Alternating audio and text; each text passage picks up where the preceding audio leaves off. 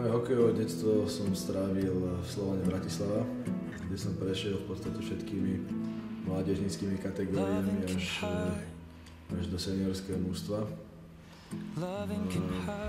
Bolo to náročné, samozrejme to hokejové detstvo bolo náročné, bolo veľa tréningov a veľa sme makali. Takže prvýkrát za seniorský mančaft Slovana som nastúpil, keď som mal 18 rokov. Vytiahol ma tréner Pokovič. Bolo to pre mňa veľmi vzrušujúce a považoval som ten zápas ako splnenie istého sna a presne si pamätám, že to bolo proti Zvolenu. Pamätám si veľmi dobre na ten moment, lebo kapitán Slovana Zdeno Ciger mi dal prihrávku v podstate do prázdnej brány, takže to už som sa nemohol myliť a toto bol môj prvý gól. Začal tam byť pretlak útočníkov a bolo pravdepodobné, že v tej silnej konkurencii starších a skúsenejších hráčov nebudem dostať veľa priestoru, tak bola mi ponúknutá možnosť ísť pôsobiť do Skalice. Vtedy sme pôsobili na chvoste ligovej tabuľky a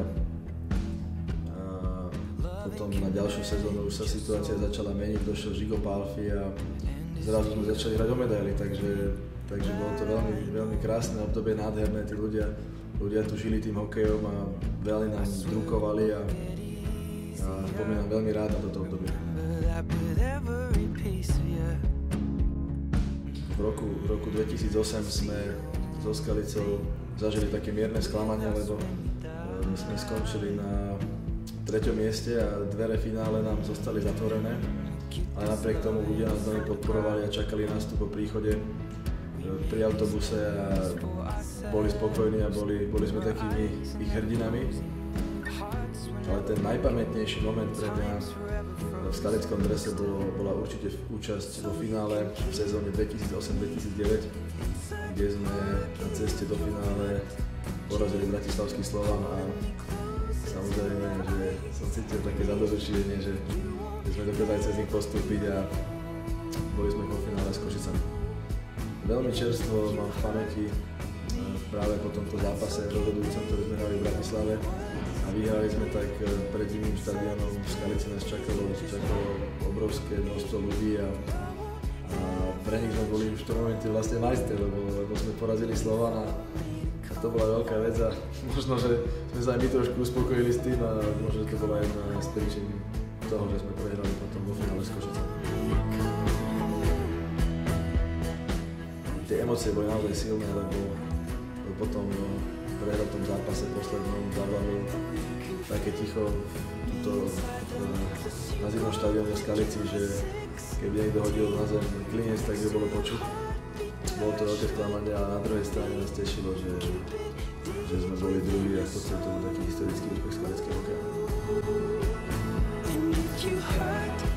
V porovnaní s Bratislavou bol to veľký kontrast pre mňa, keď som išiel do takého menšieho mestečka a napríklad veľmi rád spomínam na to, ako som okopal vinohrady tuto.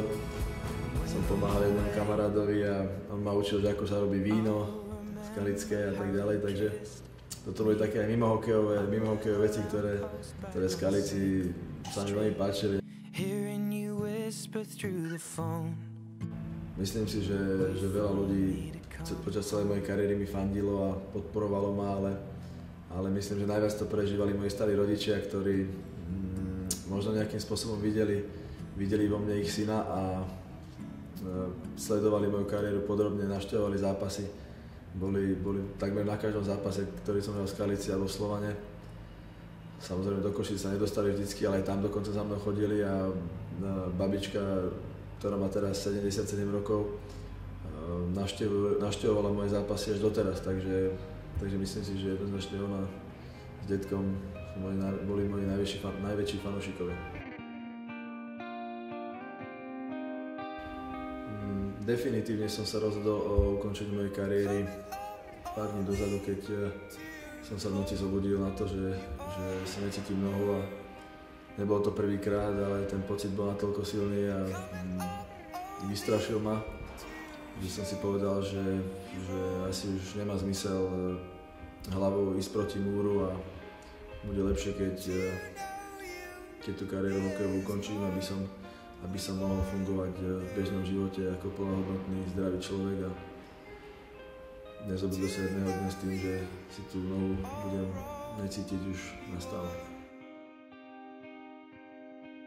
Hokej som miloval a bol celý môj život.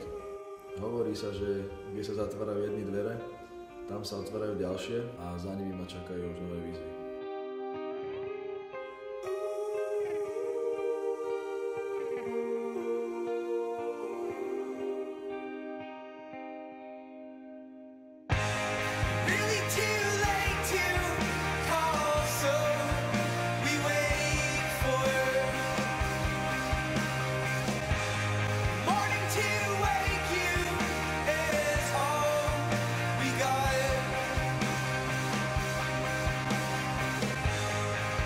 Tears